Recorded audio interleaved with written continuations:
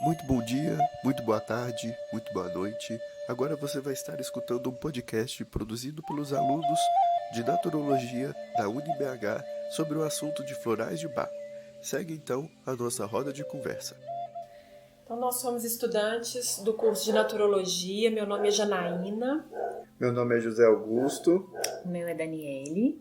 Eu sou a Júlia Corsino. E eu sou a Maria Alexandre. E a gente vai primeiro falar sobre como é feito, né, como é feito um floral. É um extrato, é um líquido sutil. O co-criador da essência, ele vai colher a flor no ápice da floração dela, e essa flor ela tem uma matriz energética maravilhosa. Ela é colocada num bowl. O bowl é uma bacia de cristal, geralmente de cristal, um vidro bem ligado, parecido com cristal, e ali ele fica geralmente de 2 a 3 horas sob a energia solar. E aí essa matriz energética, a água como veículo, ela capta a impressão dessa mandala energética na água. Logo em seguida, esse bowl ele é transformado 50%, a gente acrescenta o conservante, geralmente um brande, e a água pura da fonte. E isso chama-se tintura-mãe. Da tintura-mãe é feita a tintura estoque, e da tintura estoque o floral de uso, que é o que a gente vai tomar diretamente, né?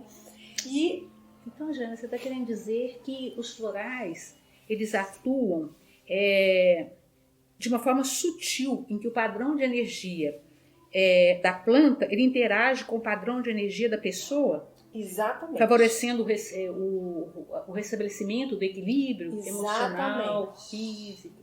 E o Dr. Bach, com a sua sensibilidade, percebeu que a doença, ele não tinha que olhar para a doença, ele tinha que olhar para o doente. E que as pessoas que tinham a mesma personalidade respondiam àquele floral X. E aí ele ia tendo as melhoras gradativas, e essa melhora do seu emocional, mental e espiritual interferia, né, no físico. E essas pessoas iam melhorando. No físico, no emocional, né?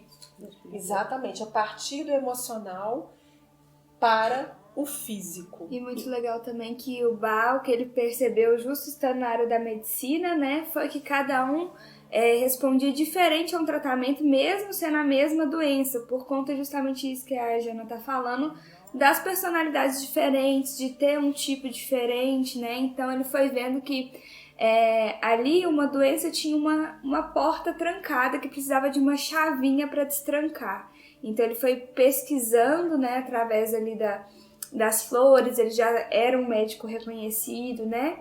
Então ele foi buscando aí qual que era a chave para atuar na raiz ali daquela enfermidade que estava se manifestando já fisicamente, mas que começava de uma maneira emocional. Então acho que esse foi o maior gancho assim do Bach, foi a maior sacada, é ver que não era só físico, independente se as pessoas tinham o mesmo problema, a origem vinha de lugares diferentes, né? Exatamente. E o mais interessante é que todos nós temos um eu divino, que é o eu superior, e na hora que você faz contato com esse eu superior, ele passa a atuar de forma consciencial na personalidade. Com todas essas explicações que vocês deram, né, que a gente vem observando, que é a dificuldade que a ciência tem para constatar esses efeitos, né? Os estudos ainda são muito escassos. A gente não consegue lidar com resultados ainda patentes, porque primeiro que esse resultado a gente consegue observar de forma subjetiva. Cada um vai apresentar um resultado. E hoje, né, o que a ciência ela comprova são resultados objetivos, né, um resultado único para todas as pessoas. O que a gente não vai ter nos estudos de Bach. Ele olha a pessoa, né, de forma individual E mesmo que a pessoa tome o mesmo floral, cada um vai responder em tempo diferente e de forma diferente. Como que a gente mede o sentir? Como que a gente tem que sentar com as dores, né? Cada um vai relatar a dor, vivendo a mesma experiência, mas cada um vai ter um manancial emocional, um leque aberto a nível emocional diferente, né? Como se cada um tem uma cor. E o mais legal é que isso casa muito com a naturologia, né, gente? Porque a naturologia, ela vê o ser como um todo, de forma integral. E é uma cura. Já dizia Dr. Bach, os futuros médicos serão os terapeutas. E lembrando também que, né, apesar de ser um estudo também subjetivo, é muito difícil a gente seguir com esses estudos científicos pela dificuldade de seguir um tratamento, né, eficaz com várias pessoas, porque os florais apresentam resultados de acordo com mais tempo que ele é tomado, né? Então, os estudos que a gente pesquisa e a gente abrange dentro disso tudo, tem uma grande dificuldade de continuar o estudo e a comprovação científica, né, diante da ciência atual, né, pela dificuldade em si de continuar a das pessoas, do tratamento, das crianças, né, também que a partir de um estudo científico para usar determinado floral. Coisa muito interessante e que é importante trazer é que, não obstante a ciência questione por muitas vezes essa valibilidade da terapia floral e terapia floral de Bach, ela foi reconhecida pela OMS, ela integrou as práticas integrativas e complementares, né, pelo SUS, elas se integram nessas práticas, ou seja, há um reconhecimento por parte da Organização Mundial da Saúde, por parte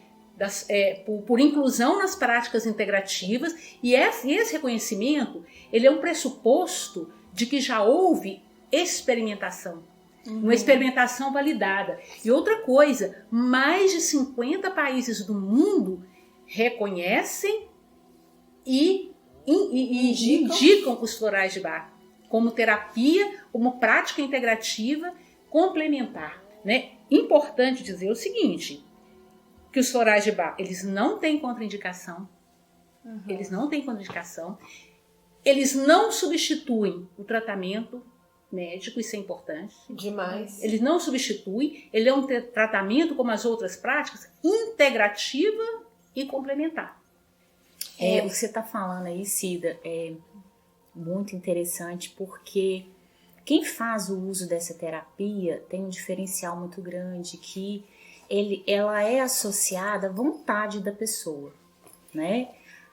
Quem procura um floral, o indivíduo ele já tem que se predispor a uma doação, a se olhar diferente, né? A buscar essa terapia como a naturologia já traz, é uma integralidade, né? Se olhar, a pessoa vai se olhar, porque o floral ela vem como uma chavinha para destravar e para auxiliar em determinadas reconhecimento das emoções, né? Então, esse tratamento exige tempo para agir, né?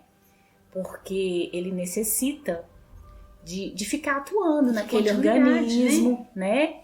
E de ter oportunidade de aflorar as emoções. De aumentar o repertório emocional. Porque a gente pode chegar no consultório com uma questão e você resolver aquela questão. E a gente é um ser infinito, múltiplo, tem 1000, né? Assim, um ser que tem uma dimensão assim, gigante. Então, ele vai descortinando esses véus. É como se a pessoa fosse desabrochando, né, o ser mais genuíno dela, a essência pura, né? E essa essência pura que está na natureza e que acontece um espelhamento, não da doença, e sim da saúde. E a gente está aí sob ataques diversos, poluição, notícias, guerras, violência.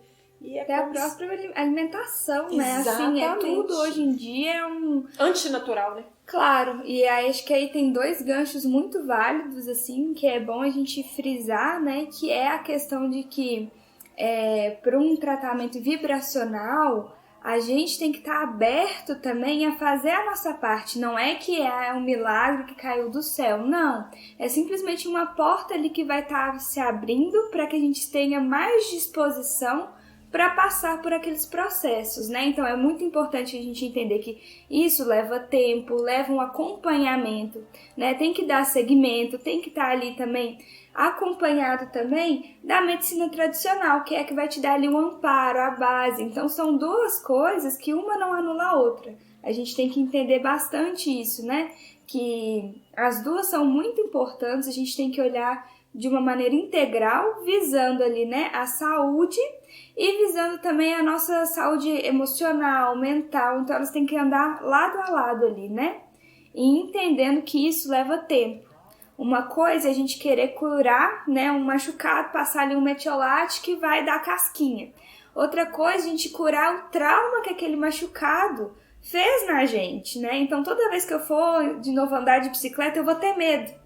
Como que eu curo esse medo, né? Eu tenho que olhar para esse medo. Então, é muito importante a gente frisar isso, que um não anula o outro e que leva tempo. Eu acho que esses foram dois ganchos, assim, bem importantes, assim, né? E você falou uma coisa que você tá muito certa, Júlia, que ele não é milagre, não é uma coisa milagrosa, né? Eu lembro de uma professora que eu tive, que ela falava que não é gotinha mágica. Então não é em um vidro que você vai resolver uma questão. Não é em uma sessão que você vai resolver um trauma, né? Isso tem que ser de forma muito delicada, porque às vezes a pessoa está tão machucada, se você não nutrir ela primeiro, não fortalecer ela primeiro, na hora que ela visitar essa dor de novo, ela desestrutura e parte da alma dela fica ali, né? Porque parte da dor é como o que a gente vai fazendo? A dor, ela vai desintegrando a gente. A gente funciona de forma reativa. E esse caminho terapêutico, ele vai resgatando aquele ser aos pouquinhos e integrando, né? Novamente, ele vai levar aquelas memórias equivocadas a zero, fechar aquela gestalt para abrir, para reiniciar aquele ser, né? E ele entender que agora ele não vai reagir mais, ele não tem aquele medo mais, ele não vai trazer o passado no presente. Você disse aí, a gente está abordando essa questão, né? Que a gente tira as energias, as vibrações das flores. Como é que isso atua na gente, né? Num corpo simplesmente físico, material? Não, né? Ela vai atuar nas nossas vibrações, porque nós somos seres de energia, nós somos seres vibracionais, né? Então, é algo que a gente precisa de desbravar ainda, né? De estudar muito, mas se tem uma coisa que a gente sabe que a gente emite, são vibrações, assim como as plantas, a gente consegue assimilar isso das plantas, essa energia, porque elas são compatíveis com a gente. É como a gente, quando fala que a gente come um alimento natural, ele é compatível com o nosso corpo, o corpo consegue quebrar, né, os nutrientes e absorver. Então a gente está aqui falando de uma coisa diferente, que são as energias. A gente pega essa energia e transfere para nossa, ela vai atuar na nossa energia também, né? Essa energia que já é estudada e já é comprovada. Isso cientificamente nós já temos essa comprovação. Se a gente fizer tomar um floral, aquilo tem um campo vibracional. Esse campo vibracional vai para a gente. Se a gente pega esse floral e faz um harmonizador de ambiente, a vibração daquele floral vai para o ambiente. Então é uma troca.